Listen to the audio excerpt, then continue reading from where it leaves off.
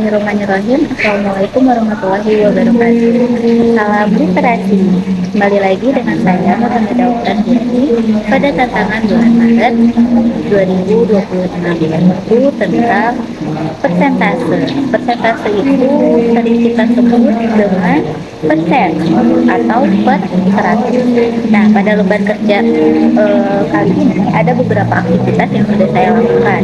Yang pertama, konsep singkat atau konsep kilat untuk menemukan mengubah ke dalam bentuk persen atau per 100, yaitu bentuk pecahan dikalikan 100%.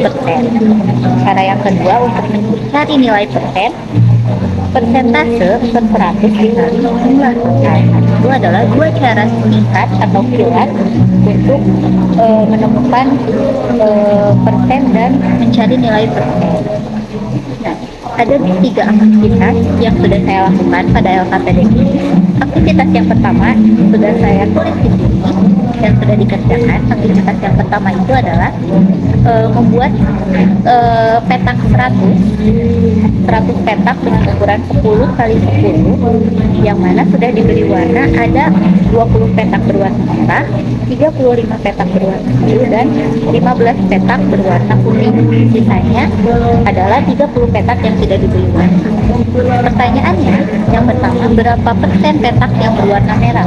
Untuk petak yang berwarna merah, karena terdapat 20 petak berwarna merah, 20 per 100 dikali 100%, sehingga menghasilkan 20%. Sedangkan pertanyaan yang kedua, berapa persen petak yang berwarna biru? 35 dari keseluruhan petak yang berwarna biru per 100 dikali 100%, sehingga menghasilkan 35%. Dan yang terakhir, berapa persen petak yang tidak diberi warna? Petak yang tidak diberi warna itu ada 30, sehingga 30 per 100 dikali 100% menghasilkan 30%. Itu adalah aktivitas pertama. Untuk aktivitas kedua, kita itu diibaratkan sebagai seorang manajer toko sepatu.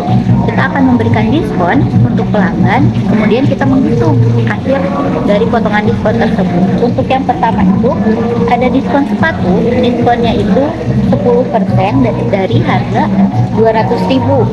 Potongan harganya adalah 200.000 kali 10 per 100 dari total diskonnya, sehingga 20.000 kita mendapatkan diskon.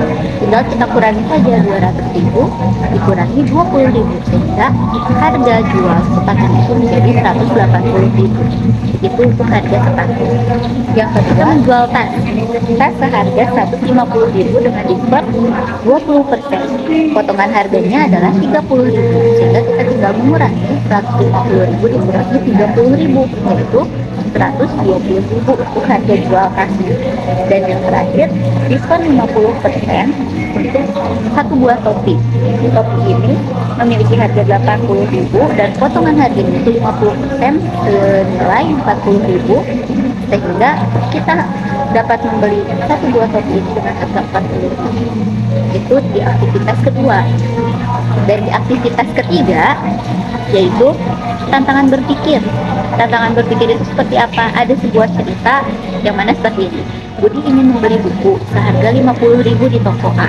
Jadi toko A itu menjual buku seharga 50.000 dan memberikan diskon 25%. Sedangkan di toko B itu memberikan potongan langsung, jadi tidak dalam bentuk persen, tapi potongan langsung senilai 10.000 untuk pembelian buku. Menurutmu, toko mana yang memberikan harga lebih murah?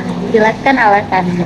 Nah, setelah saya hitung dalam bentuk diubah potongan harganya, yang pertama potongan harga 50.000 dikali 25% untuk di toko A, sehingga potongan harganya 12.500. Nah, kalau langsung kita lihat potongan langsung di toko B itu seharga 10.000, berarti kita sudah tahu mana potongan yang lebih murah untuk harganya, itu di toko A, karena toko A itu menjual buku dengan harga yang lebih murah karena potongannya juga besar, 12.500 bukan 10.000, sedangkan di toko B hanya 10.000. Dan yang terakhir, untuk refleksi, apa sih hal yang paling sulit untuk menghitung persenan tadi? Menurut saya pribadi tidak ada yang sulit, tapi satu hal yang harus kita perhatikan itu harus teliti ketika kita terlihat mudah, tetapi jika salah dalam menghitung, salah semuanya. Itu harus bisa lebih teliti.